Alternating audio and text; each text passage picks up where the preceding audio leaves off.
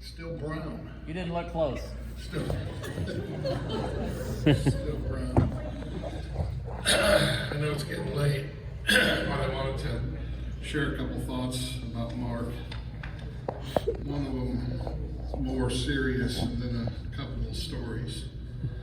Some stories I can share with a group. For a smaller group, you may want to come to the Lost Squid Studios and hear a few other stories.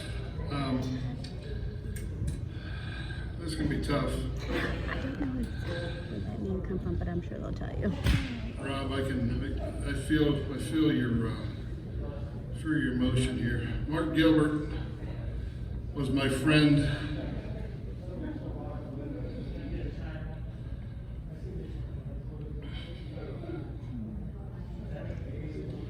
My bandmate, my partner in high school, my brother in arms, and life-altering compadre.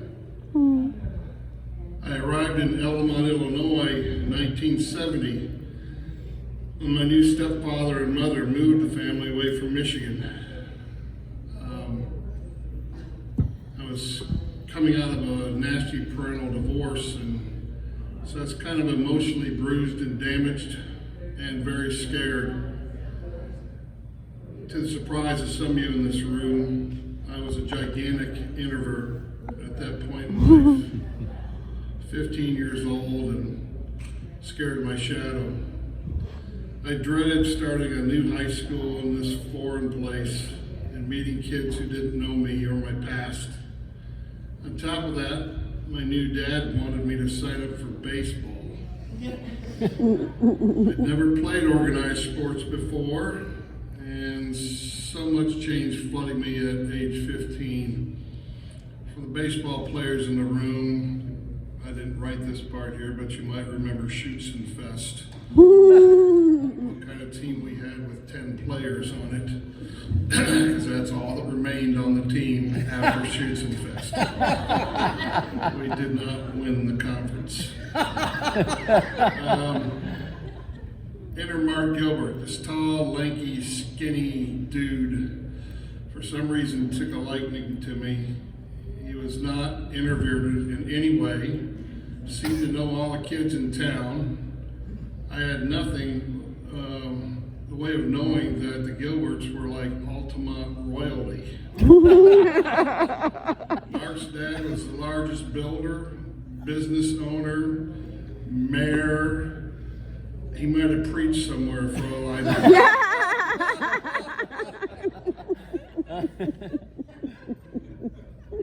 Mark had prestige and he had money, but I really didn't have much to contribute to our friendship. What I did have was a love of music and the gift of humor, and then, of course, a set of drums. These few things drew Mark and I together. Mark took me under his wing at Altamont Community High School, which, by the way, I drove by today and it looks just the same as it did in 1973. And the rest became history. New friends, new school, new teachers, new sports, new job, new music, and yes, the music. He and I really stunk up the high school sports scene. We had big fun sitting on the bench. Watching Tom Bernal excel at every sport available to us. Where is he? There he is, ladies and gentlemen. Along with others, Schrader, Beck, Oz, Schaefer, Carl Rath, and many more who I haven't mentioned.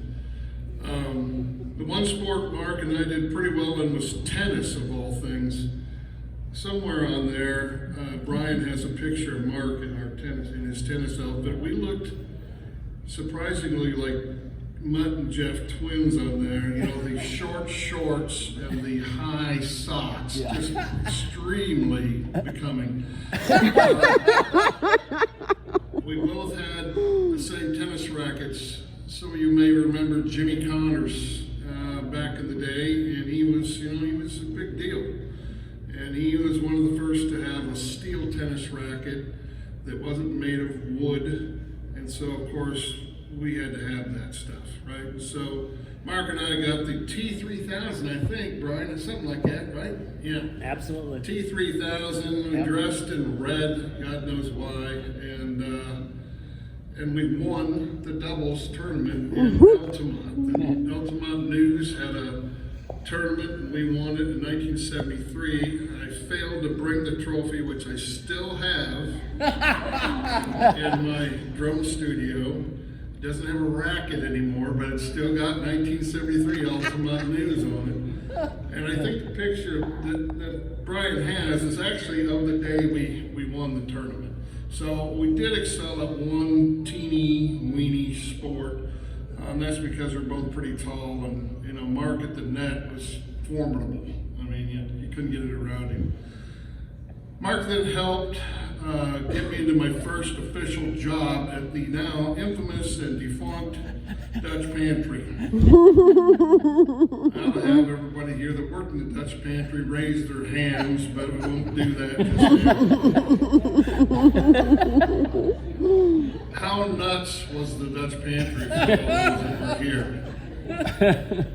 Mark's family owned the Dutch Pantry. His mom was the stock. She did the stocks, and she organized, and we were just kids. We were just having fun and trying to do the best we could to learn how to screw up steaks on steak night and other various things like the infamous apple fritter sundae.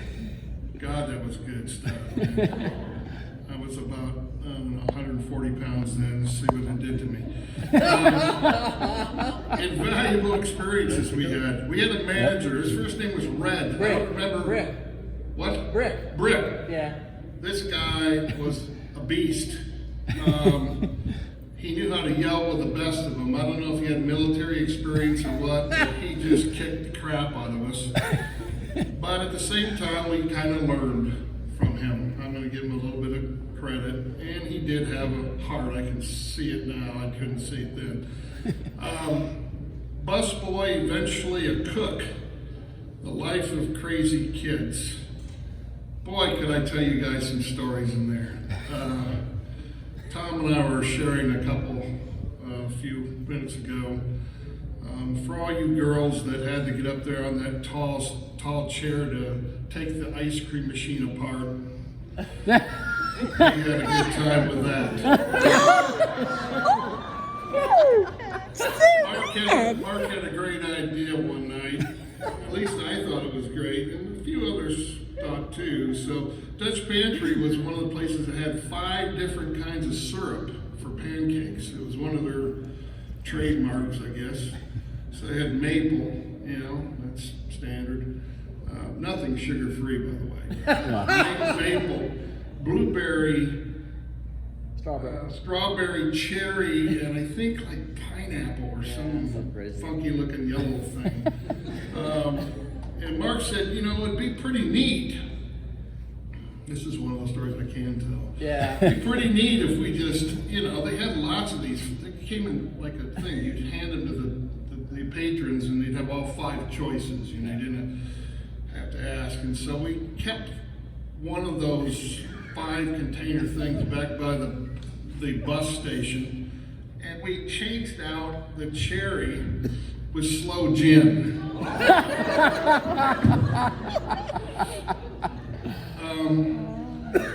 It was in preparation for a camping journey we were going to make, and we wanted to get a good head start on it. So you could see us back there washing the dishes and then taking a hit of the cherry syrup and washing the dishes. So I had to hear I put in here a wink on the slow gin part.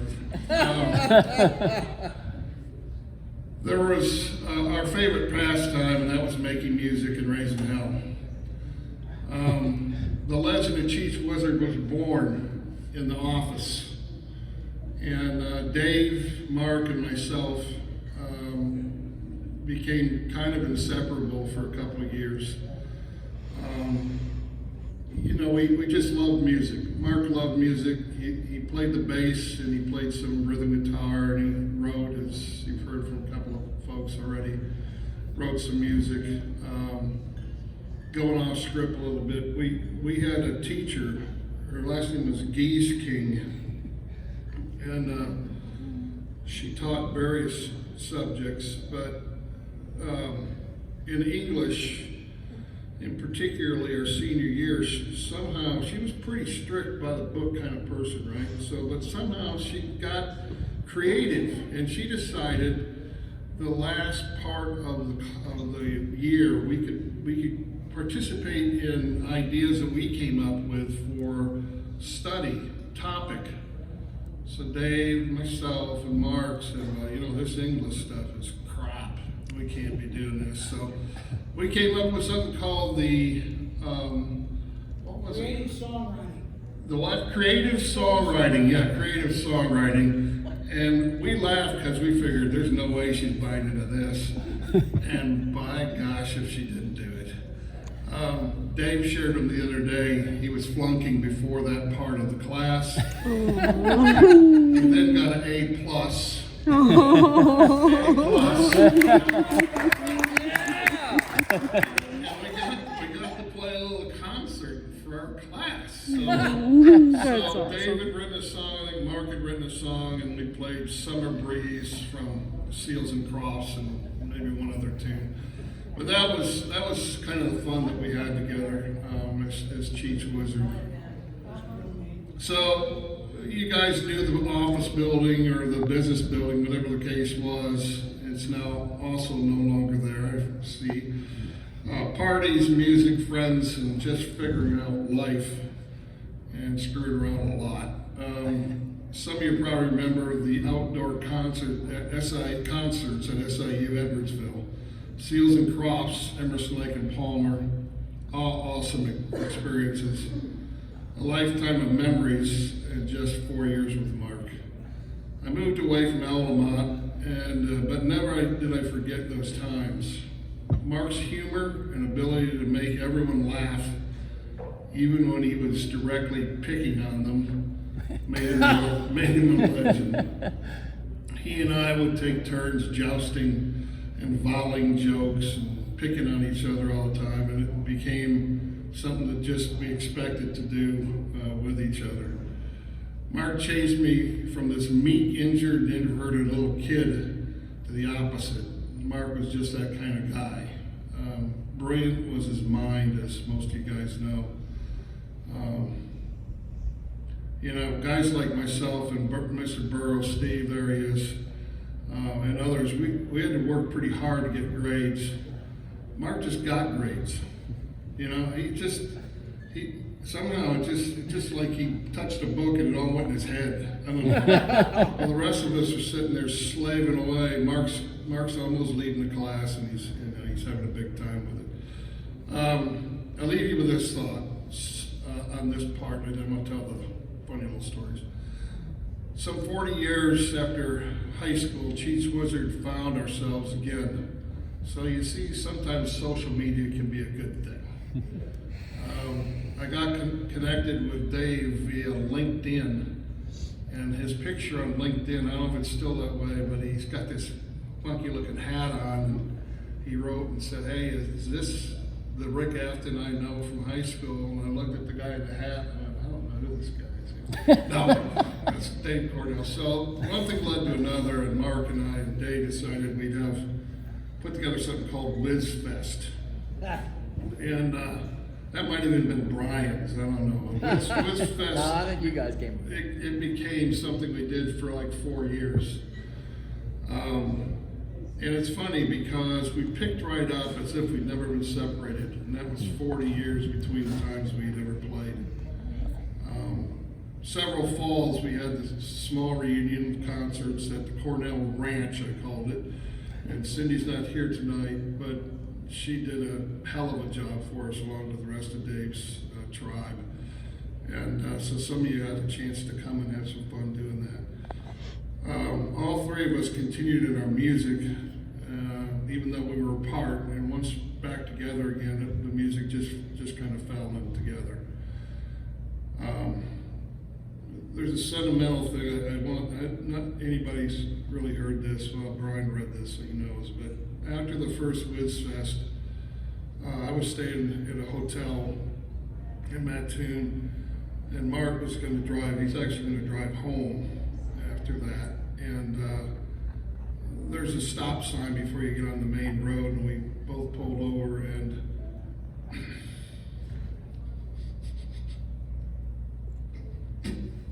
sorry. Okay. We both told each other that we loved each other.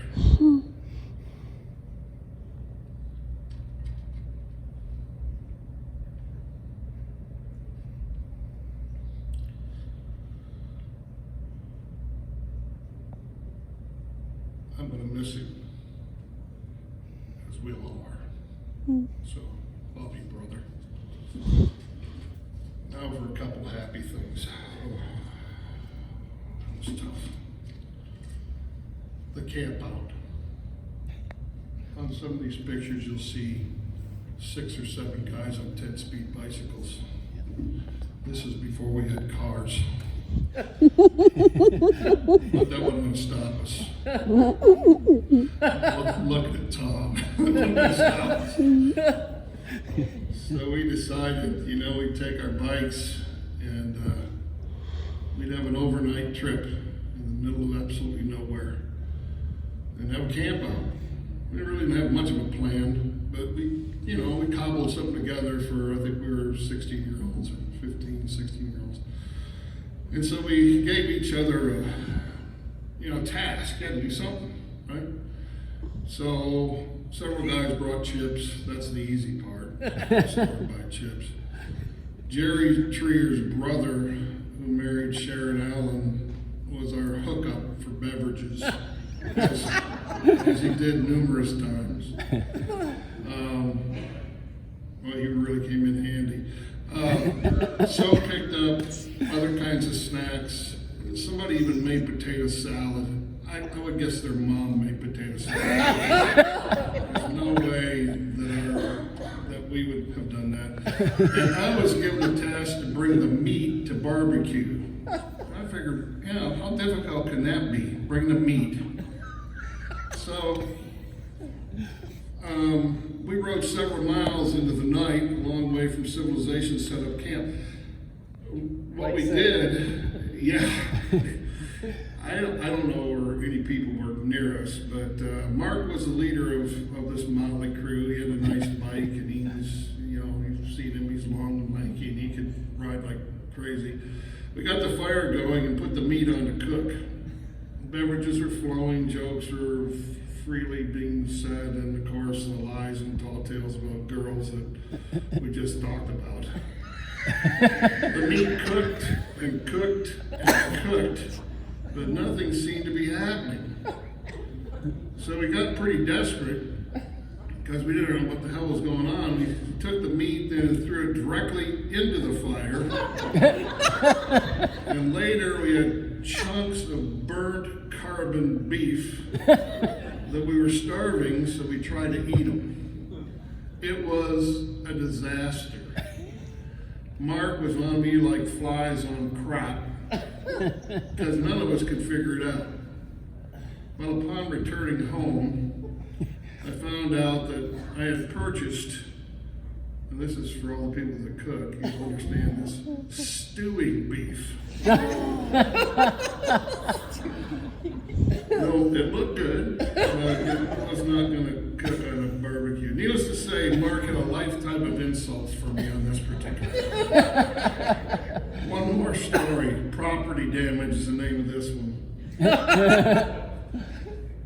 Ray probably took this forever with him. He and my father learned to hate Cheech Wizard. The band played almost every weekend at the Gilbert office, when we were together, mostly just having fun and providing something to do for us and our friends. One Friday evening, we assembled for yet another night of fun. beverages were flowing. Did I say that before? Yeah, beverages were flowing. That seemed to happen a lot. It did. I don't know how. But Yeah, I don't understand. snacks abounded, loud rock and roll was ringing out. I mean, we would do songs, guys, that we weren't singing here tonight, but we actually did a pretty fair job at covering Alice Cooper, for all of those who remember Alice Cooper. What a blast. During the evening, a gigantic rainstorm came through Altamont. Several inches of rain had fallen. Well, the time came to go home. My car, which at the time was a 1956 Mercury Monterey that my father had purchased for $150, and it weighed about as much as a current tank. It was parked on the grass of the office, in front of the office. Well, Mark's dad kept the office up. You know, he had the appearances are good. You know, he had the yard's always mowed and weeded and everything looked good. Here's this gigantic car stuck, not on the side, not on the concrete, but right there in the front. So what do you think we did? Well, as you can imagine, we needed to get my car out of the grass. Well, it was midnight, so we decided, because we'd had a few beverages, we could push it out and no evidence would be left in the yard. After a good 30 minutes of pushing and gunning the car was buried to the axles of the car. The yard was trashed. Now, not only was Ray pissed, because Mark had to tell his dad, but I had to go home and tell my dad we needed some way to pull the car out of the Gilbert office front area. Luckily, my dad knew a farmer that had a big tractor, and he came and slugged it out of there. It was bad. There's only one other time it was worse. Our amps back then they weren't like they are now. We had, what am I trying to say here, David? And one of us had a beverage on the amp, and this is all the same night. And back then, the Who was a big band. So Roger Daltrey always had his mic on the end of a big deal, right? So these two things happened that same night. My dad was furious because this was expensive. So at one point in time, somebody's beverage fell into the amp and just, that was the end of the amp. And somebody else decided that it would be nice if I tried to do my impression of Roger Daltrey. And I took that mic and I'm whipping it like this. Now in the office, because Mark liked basketball, they had a basketball rim up there. So it's swinging around. Well, that was the end of the mic and the cord and what it was plugged into. So then I had to go home and tell my dad, my new stepdad, that we're stupid and these are all fun experiences. I'll leave you with this. For other stories like, I gave them titles, Office Doobies, Apple Fritter Sunday Feast, and Dutch Pantry Epic Stories. You can come see us later. Good stuff.